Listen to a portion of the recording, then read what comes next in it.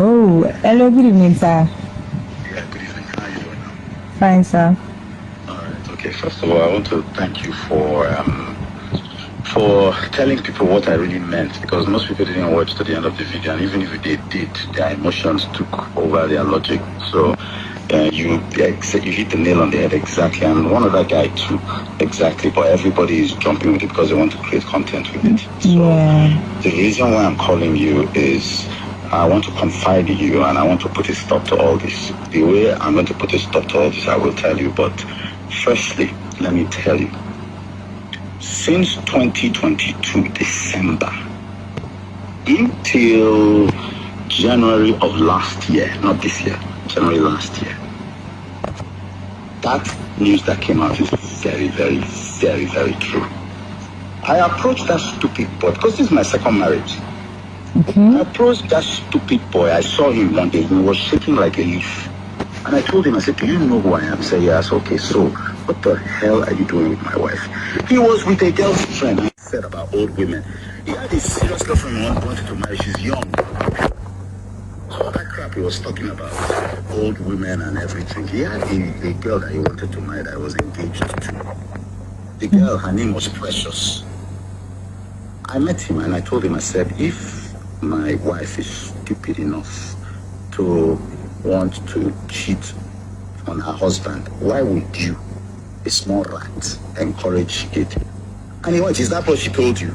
I said, dude, I have your recordings. I said, I knew I have your recordings, you talking to my wife. And I told him, I said, see, what? I said, me, I am not somebody. If the woman was worth anything to me in terms of like before when I married her, before she started all this nonsense, I said I would have shot you in 2 kneecaps. You would be confined to a wheelchair.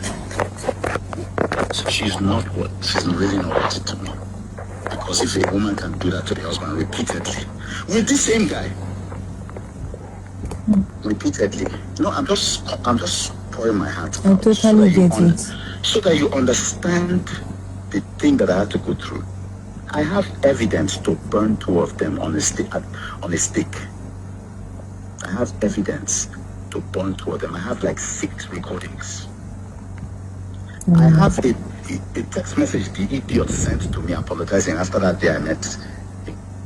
But they still went back at it. See, let me tell you, I have been facing this thing. Some people knew, but I held it to my heart because I have 2 boys. I told that guy, I said, I have 2 boys from this woman and I want to raise them. Leave this woman alone. Maybe she will come to her senses. Then I will overlook it. I'll take one for my sons. They continued. In the audio, she's the one encouraging the guy. I don't know what I did to deserve that. Let me tell you something. That woman, I sent her to school in 2010 to 2011. We were married then. That was when we met. She went to school, came back, and she said she wanted to go work. I said, you should do a business. What do you like to do? She says she likes skincare and interior. I said, skincare's going to get you a lot. Let's do interior. So she did. I found her first carpenter for her. I raised everything I did. I studied interior design photography for her for 4 years. I was very good at it, and the reason why most people don't know is that I had just one client, her, and she wasn't paying me. So I was doing all this for my wife until I raised her to the extent that trouble now started. So she felt that she was big and started an affair with this guy. Leave the guy, she will not agree. There was a time that I left her. I said, okay, let me just go. I left for 3 months. I went and stayed in a hotel. She was looking for me for 3 months, crying, crocodile tears. Finally found me. Finally got me out of the hotel. I came back, only for her 2 weeks later to go back. I have the recordings. So now, the thing that annoys me, see, my own is this. I was ready. I held all this evidence. I left on my own. So there was one day I couldn't take it anymore. And I said, all right, give me back my ring. And she fought me for that ring. I took the ring back. Then she went and called her father. Her father stays in Houston. And said, oh, that man handled her. I said, okay. And then the father said, okay, leave the house. So the next day she packs from the house. I had had it already. I waited. She packed everything from the house. I closed the door, changed the locks. My boys were still with me, but she said she needed time to go and to fix the house. Next week she comes back. I think next 2 weeks she comes back, knowing that I did not chase her, I did not even do anything. Because me, when I told her, I said, see, I hope you know what you are doing, because when this thing goes down, I will not come back. And that's what happened. She came back and said, oh, do you miss me? I said, sorry, you are done. You are done. A month later, she came and picked my kids, went. Everything was going on well, and she went. She even allowed my children to come and stay with me for one weekend and went back and everything. Then it got to a point where she saw that I had moved on. Because you are with your boyfriend now, so me. I said, okay, me too. Me, I will go. I wasn't outside, but I wasn't going out because I was just focusing my heart, my soul, my strength on that woman. Then I went out. All it took was she just saw me with a very beautiful girl and everything. She lost it and went and took me to court that she wants a divorce. So it was just like anger. So, but the thing is this: if you don't wait for 2 years before you go to court, the court will ask you, why do you want the divorce before 2 years? You have to show proof. And I told her friends, I said, tell her that I have proof that she was misbehaving. So she shouldn't take that case to court, because she was asking me if I should pay her 4 million every month for the children's upkeep. I said that was not going to happen. So anyhow, let's go. When I brought the evidence in front of the judge, the judge just said, please, you know that there are children involved. I said, well, according to this case, I'm the defendant. She's the plaintiff.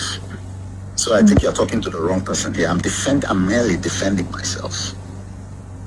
And that, all those things entered into court. I don't know if now finally, so maybe that information now finally leaked through the court to QT Jules.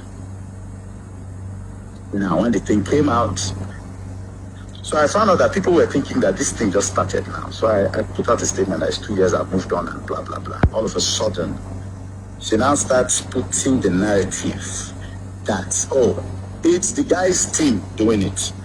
So tomorrow, I'm going to release an audio. Tomorrow is going to be a long day for some people, because I'm going to do just that.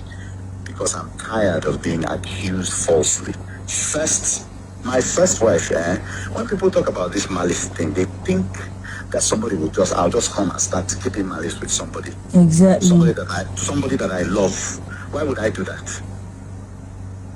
Nobody keeps malice with somebody unless it's like you rightly put it, silent treatment. The person has been like that. Someone cannot come and enter marriage and wasn't doing silent treatment or wasn't doing malice before, then he starts doing malice. I say if you cross the line, and by line, there are many things line means. I tried everything to stop this woman. I tried that malice, it didn't work. I tried leaving the house, for 3 months, it didn't work. I cried, it didn't work. And I was doing it for my children. I got our spiritual mother who will bear me witness, who she's not talking to. Our spiritual mother, who she introduced me to 16 years ago, and that woman is a holy woman. The woman doesn't talk to her anymore. And I tried. The woman knelt down in front of her, stop this. She no could stop, because she wants to die with Chike. So I said, okay. I left. Because me, when it gets to a point where I know that, oh, this thing I'm just doing is futile, and I'll move on my way now. What are you talking about?